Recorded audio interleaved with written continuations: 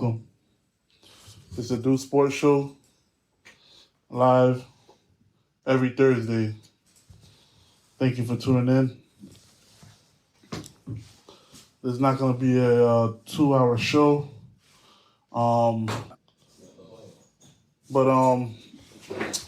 Yes. Dolphins came out with a great win this Sunday against the Chargers, man. And we won 36-34 at Los Angeles. And what can I say, man? Tua's back and better than ever. And I'm not going to lie to you, man. Tua look good. Tua look great, man. And in my opinion, the sky's the limit this year, man. The sky is the limit. And that was easily one of the best games I've watched from the Dolphins in a long time. And shouts out to Mike McDaniel. He's a beast, man. He's a beast. He's a beast, man. Easily one of the best young coaches in this league. And he is Kyle Shanahan Jr., man. This man is amazing. And a lot of people coming into this year, we just didn't know. We didn't know how they would turn out. We didn't know how Tua would bounce back after a tumultuous season that he had last year. He's bulked up, added 10 pounds to his weight. He's learned jiu-jitsu, right? And he's done everything he possibly can do to get ready for this season. And, man, they looked crisp. They looked prepared. And shouts out to the cheetah, man. I'm talking about Tua was confident. They score, he's like, all right, no problem.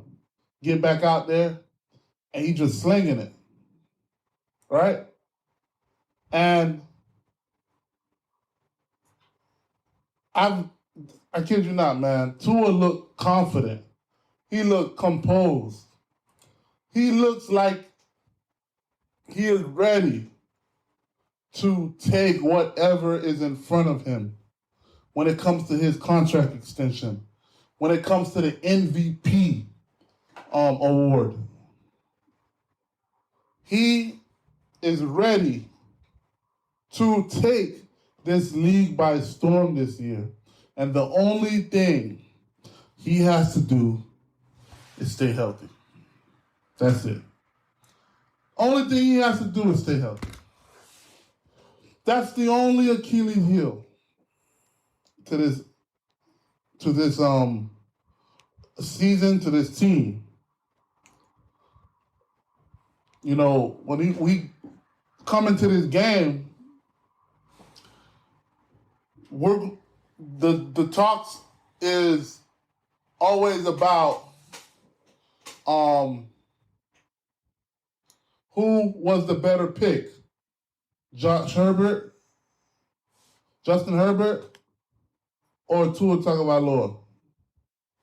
Not gonna lie to you, for a good bit, it looked like Los Angeles picked the best quarterback. It looked like Miami might have not picked the right quarterback when it comes to Tua. So now here's the thing.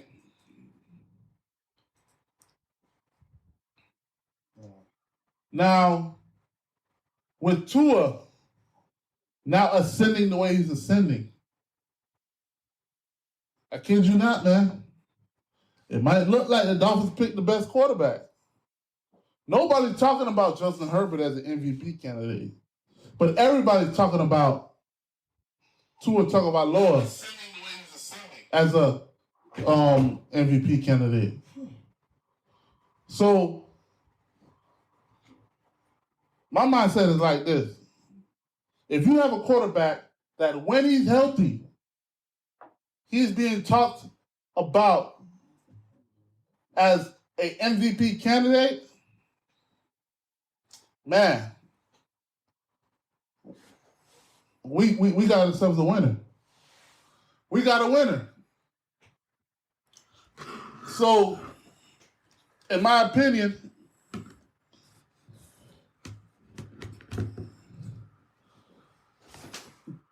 man, as a Dolphin fan, and as Dolphin fans all over the place, we have to be excited, man. We have to be excited. And another caveat usually during the season is the defense. Defense usually let us down at the end of games, right? But I kid you not, this was the first game in a long time where the defense stepped it up and won the game for us, man. The defense stepped it up and won the game for us, man. Last second sack to end the game. Do you remember the last time that happened? Cameron Wake. Cameron Wake had a game-winning sack. If I'm not mistaken, Joey Porter had a game-winning sack. Those were the good defenses back in the day, man. And while I'm watching, this game, and I'm watching the defense, you know what I realized? With Josh Boyer and Brian Flores, we played a lot of zero defense. When it comes to zero, meaning like we played a lot of man-to-man. This game, it's different, man. I've seen something different. I never seen it before. We played a lot of zone. Vic Fangio's defense is based on zone coverage. And at first I was kind of like iffy about it. I'm like, we're going to see. And he wasn't even dialing up that many blitzes either. That's what was surprising me. He wasn't dialing up that many blitzes. He was just letting the four down linemen only go. Everybody else was dropping back. That last drive, out of nowhere, he started dialing up some exotic blitzes where defensive Chubb and the other young blood, they're twisting in from the middle, and they got a game-winning sack in the middle, through the middle. We usually get sacked like that. We don't usually sack other people like that. Right? So, like I said, man, I like what I see. I love it. I love it. I like what I see, and I can't wait for this Sunday on our next opponent. And, man, how far can we go, man? Who we play next? We play the Patriots next. This is going to be a good game, Sunday night game, 8:20. It's going to be a Sunday nighter. Tua Tagovailoa, prime time. I love it. I love it. We also got a game today, Minnesota versus the Philadelphia Eagles. And Philadelphia won 25-20 against the New England Patriots. And tough win. They gutted it out. They gutted out the win and end up 1-0. You got Minnesota Vikings, man. They 0-1. But I got the Vikings winning this game today. I believe in Kirk Cousins, man. I just sent it to you. I don't know, man. I'm gonna ride or die with Kirk Cousins. I don't care what nobody say about Kirk Cousins. A lot of people don't like Kirk Cousins, but I'm riding and dying with Kirk Cousins, man. And so yeah, man. Let's get right into it. We're gonna take a quick break, and then I got some other stuff I have my thoughts on, and this is amazing, man. This is easily one of the best feelings I've ever felt in a while as a Dolphins fan, man. Everything is literally going into plan, man. We're gonna be in for a ride, man. We're gonna be in for a ride. Like, shouts out to the Dolphins fans that turned out in LA, man. I'm talking about Tua throwing that game-winning touchdown. That touchdown was sick, man. That game-winning touchdown was sick, man. And like I said, Tua's confident. I'm talking about, you can see him on the sideline like, let's go. Let's go. All right? But this is great, man. This is amazing, man. But we're going to take a quick break. Thank you for tuning in to the Do Sports Show. We'll be right back.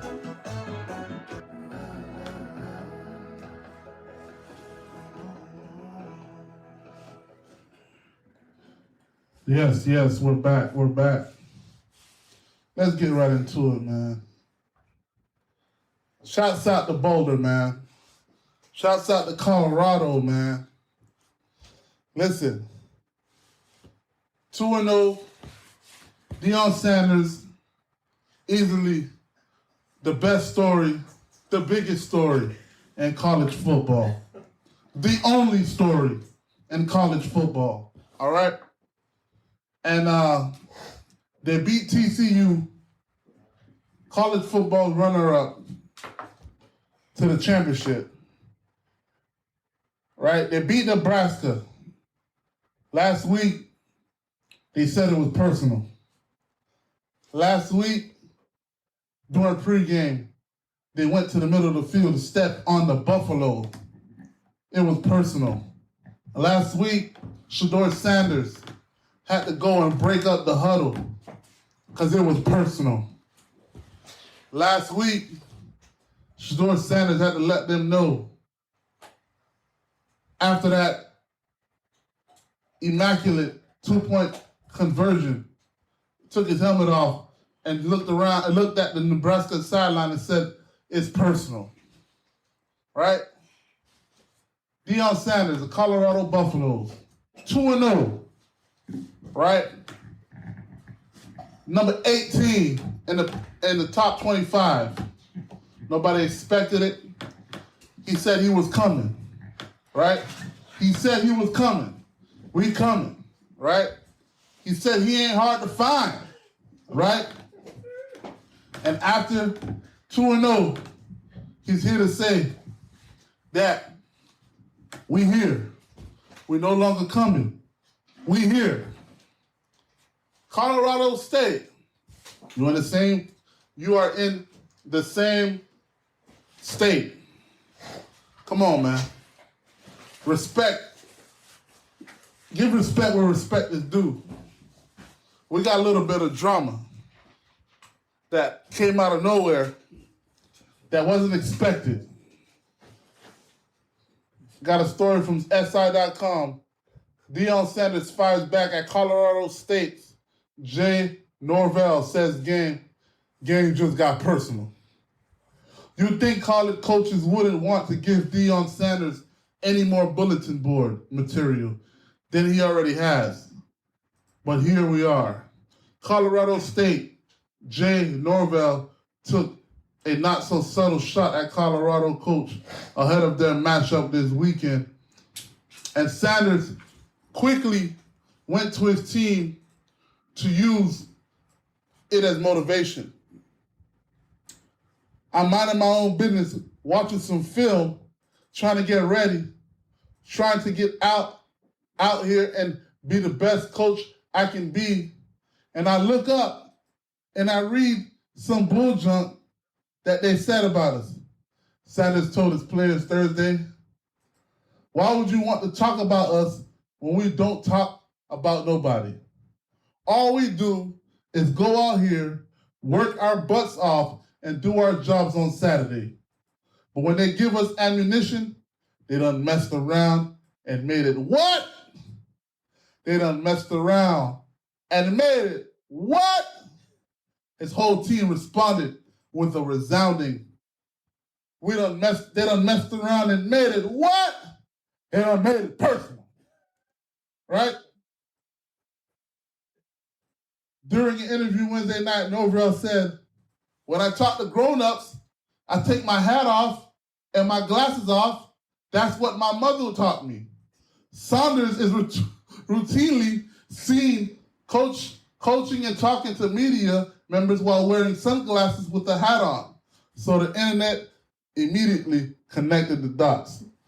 During a Wednesday appearance at the Buffs primetime radio show, Sanders also commented on Norvell's jab. I'm not going to get in front of you and change who I am because you're here, he said. I don't do that. I'm consistent with who I am. At one point in the interview, he also said, I'm a grown man. You telling me what I'm supposed to wear? What am I supposed to wear? Please. What I'm not supposed to wear? Please. Colorado is currently the number 18 team in the country. After its latest win over Nebraska, the Buffs are now heavily favored to beat Rams. Kickoff on ESPN is scheduled for Saturday at 10 p.m. Come on, man. Come on, man. Come on, man. Jay Norvell, what are you thinking, bro? You're already not a good team. You were supposed to come on Saturday, ESPN game day, take your butt whooping like a gentleman, and keep it moving. Why on earth would you go and say something like this and give the Colorado Buffaloes more ammunition? They were just going to go about their business, get their win, and keep it moving. You already seen what happened last week when Nebraska made it personal. You already seen what happened last week when they went on the Buffalo and stepped in the middle of the field on the Buffalo with complete, utter disrespect. So why on earth, Jay Norvell, You see you know why I think he did this? Right? Because guess what? Now I know his name is Jay Norvell. That's exactly why he did that. That's exactly why he did that. He took the opportunity. He's been in Colorado for all this time, Colorado State, and nobody know who he is. He got a podcast. Nobody know about his podcast. But guess what? He done talked about Deion Sanders on his podcast. He done talked about Deion Sanders to other people, to other journalists about what he's wearing and whatnot. Guess what? Now everybody know his name is Jay Norvell. So guess what? You accomplished your goal at the expense of your team. You made your name, you gave your name more notoriety at the expense of your kids. How does that make you feel? Because now, you already know you was finna get a butt whooping, but now, you done made it personal. Now, you finna get a beat down on national television. Jay Norvell, you, my friend, has just made it personal. Why? I get it. Deion Sanders, he goes anywhere he goes. He makes it a phenomenon. He went to Jackson State. He turned to HBCU. He put the attention on HBCUs. Nobody was ever talking about HBCUs. Now, all of a sudden, everybody's talking about HBCUs. Now, you done made Jackson State a powerhouse. Jackson State was on ESPN. Jackson State was on national television. Jackson State was on every sports show in the morning because of the Deion Sanders effect. Deion Sanders go to Colorado, a Pac-12 team that was 1-10 the previous season. 1-10. And guess what? Now, it's all about Colorado. Colorado is on all national television shows. Colorado College Game Day is now coming to Boulder in Colorado. First Take did their show at Colorado campus today, this Friday. So, I get it. Wherever he goes, whatever he touches is gold. So guess what? I figure if I talk smack about Deion Sanders, guess what? Just for a couple of days or for a week, I'll be talked about throughout the whole nation. Well, guess what? You accomplished your goal. You accomplished your goal. This person had a actual conscious thought to say, you know what? I know I'm going to get my butt whooped, but why get my butt whooped and don't get nothing out of it? It makes sense. Why not? I know I'm going to get whooped. I know I'm going to get whooped, bruh. I know we're going to get mollywopped. But I'm not going to get mollywopped on national television for no reason. I'm not going to get whooped on national television and I don't get nothing out of it. And guess what?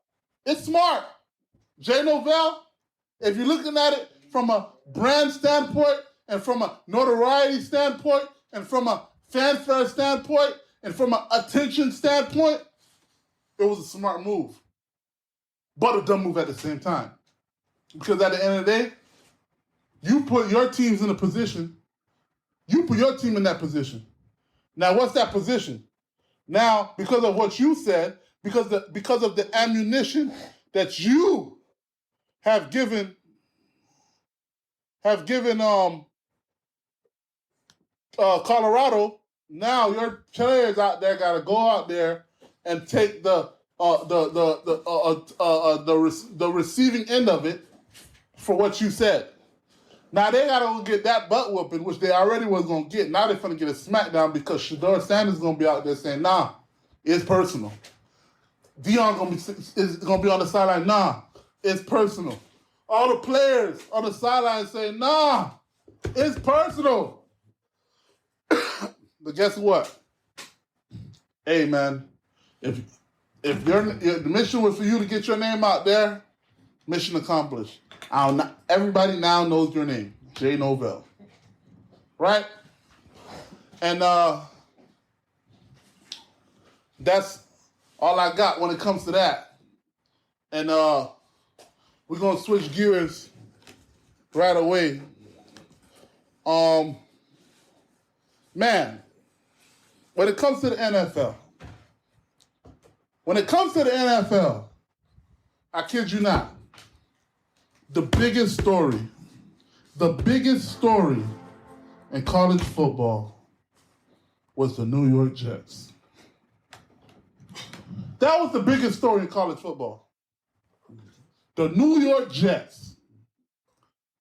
And, in the NFL, I'm sorry.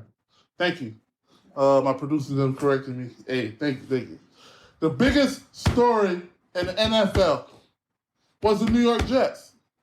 Not the Dolphins, not the Patriots, not Buffalo, not Kansas City Chiefs, not the New York Giants, not any of those teams, but the New York Jets.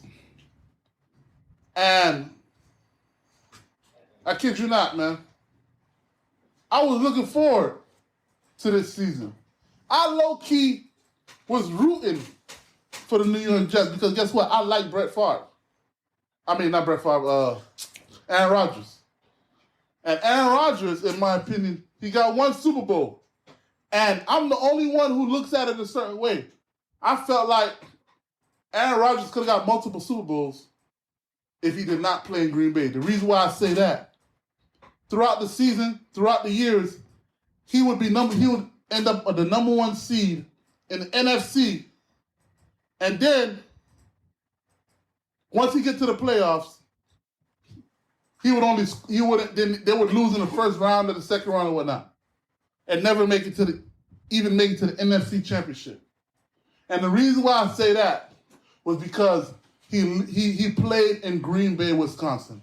And the reason why I'm bringing up Green Bay, Wisconsin is because whenever he'd be the number one seed or top seed in the NFL, they would have home field advantage. And Green Bay, Wisconsin, during the playoffs, during the postseason, you already know what happens. It becomes a blizzard in Wisconsin, man. I mean, it's a snowy blizzard. And every time it's a snowy blizzard, in my opinion, I feel like Aaron Rodgers does not play well in those conditions, even though he is the quarterback. Even though it should be home field advantage for Aaron Rodgers because that's where he lives. But guess what? He's a California boy. He's from California. He, in my opinion, never really could get used to that weather. And during the season, he's scoring 30 points a game. He's scoring all these points a game with the weather not being what it is during the postseason in Wisconsin. But once they hit the postseason and he has to play at home, right? And all of a sudden the other team beats him because he, for some reason, doesn't play well when it comes to that inordinate amount of snow. So in my opinion, right, I felt like when he went to New York, we finally was going to see Aaron Rodgers propel the team where I feel like he was capable of propelling them. Because New York doesn't turn into a blizzard like Wisconsin does at that time. Granted, it's cold. Don't get me wrong. It is cold, but it's not at that level of snow in New York than it is in Wisconsin. I felt like that was one of the reasons why he would always lose in the postseason. Mind you, if you really look at it, let's really pay attention. The one Super Bowl that he did win. The one Super Bowl that he did win was when he was a 6th seed. When he was a 6th seed and he was a wild card team and had to go on the road game in and game out. He didn't have to play in snowy Wisconsin. He didn't have to play in that blizzard in Wisconsin. He was playing away. He was playing in New York. He was playing in other states. He was playing in other teams' domes and whatnot. That right there plays right into Aaron Rodgers' skill set, right? So in my opinion, I felt like this was finally going to be a stretch for Aaron Rodgers where his talent will match with the expectation that he potentially can bring it up to when it comes to propel his team to. And to watch that team, and the biggest story of the offseason when it comes to the Jets throughout the whole offseason was the offensive line. Offensive line, will they be able to protect him? Offensive line, will they be able to protect Aaron Rodgers, right? Then all of a sudden, on the fourth play, drop back. Instead of trying to block the linebacker or lineman coming towards Aaron Rodgers, you try to cut block him. I don't understand that. I've never seen a quarterback drop back and the tackle is trying to cut block the defender. What is up with that? Where'd that come from? I've never seen the Dolphins do that. I haven't seen any team do that. So why are you trying to cut block instead of actually trying to block the defender? You miss the cut block, and he comes straight to Aaron Rodgers. Aaron Rodgers trying to avoid the sack, and his calf, Achilles, snap. And he's out for the year. And the crazy part about it, once it happened, he turned around, he sat down, and he knew it was over. Yeah. He knew it was over. And that's crazy because when I see him turn around and then sat down and didn't even bother to get up, I was like, oh, shoot. That's not good. That's not good. And he was so calm with it, too.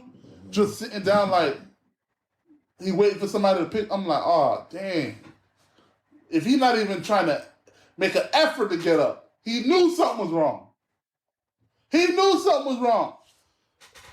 Then they bring him to the blue tent, and then instead of him coming back to the sideline, he goes on a cart in the back. And granted, it's 9/11. He just finished. I'm talking about that was the loudest I've ever seen MetLife Stadium, man. The loudest I've ever seen it for a Jets game. It's September 11. Condolences to the family of September 11. Right, my heart goes out to you and the family. But on September 11, New York City, New Jersey, right? On a Sunday night, Sunday or Thursday night? One of them. Thursday night, right? He comes out. He runs out with the United States flag, man. That was a sight to see, right? And to see four plays, the hope of the season, the fanfare, everything. It was just like in an instant, everybody was just like from one side of the spectrum of happiness to straight up despair within minutes. When they seen him get on that cart and they're driving him to the back and he puts the cap down with the FD, with the fire department, New York Fire Department hat and walking around. That was such an iconic view, right? And it was just a sad thing to see. And man, it was very draining emotionally. I mean, I've never seen something like that. Such expectation, such excitement for the season, and then to just see, the air just come out of the balloon that way. It was something that I don't know, man. I've never seen before. I mean, but if I'm a Jets fan, I mean, I feel like you still have something to be optimistic about. The reason why I say that is because, how can I say it? Zach Wilson, he looks different. He's learned something from Aaron Rodgers. He wasn't doing those passes like he did last year. Those passes that he did during the game, staying in the pocket and throwing those darts and stuff like that, he wasn't doing that last season. So there was some type of element of growth with Zach Wilson. And in my opinion, for me, I would just look at that positive aspect. Look at that aspect of it, that he might have grown from this, from a whole offseason OTAs with Aaron Rodgers. And I feel like it benefited him, because the old Zach Wilson from last year would not have won that game. That's just my opinion. But once again, it's just a sad situation all around. And it's crazy because just think of just that instant, an injury to your quarterback could just derail you, could change your season. And that's what everybody worried about when it comes to Tua. One bad hit can change our season completely. Right now we flying high. We want to know Tua MVP candidate. But God forbid he gets another concussion. God forbid. Season's over. Career could potentially be over. Just like that. God bless these players out there that are playing. We just want everybody to be healthy so we can just watch some fun football, man. And it's unfortunate that happened to Aaron Rodgers. And, he was contemplating retirement last offseason. He decided to come back for the Jets. We don't know this offseason. It's going to be a long road back. Achilles is 8 to 12 months injury. Who knows if you want to rehab to come back to play. I don't know. We're going to wait and see. But like I said, man, that's all I got today. Thank you for tuning in. This is Do Sports Show, Do Sports Podcast. I'm on Hosanna Radio. We're also on YouTube, on the Miami Hosanna YouTube channel, and Miami Hosanna Facebook Live, and also on the Do Sports show on Facebook Live. And also later on, you can catch my show. I'm going to upload it up on Apple Podcasts, Spotify, Google, all the major platforms. Yeah, I got something else. And thank you for tuning in. This Do Sports Show. Signing out. See you next week.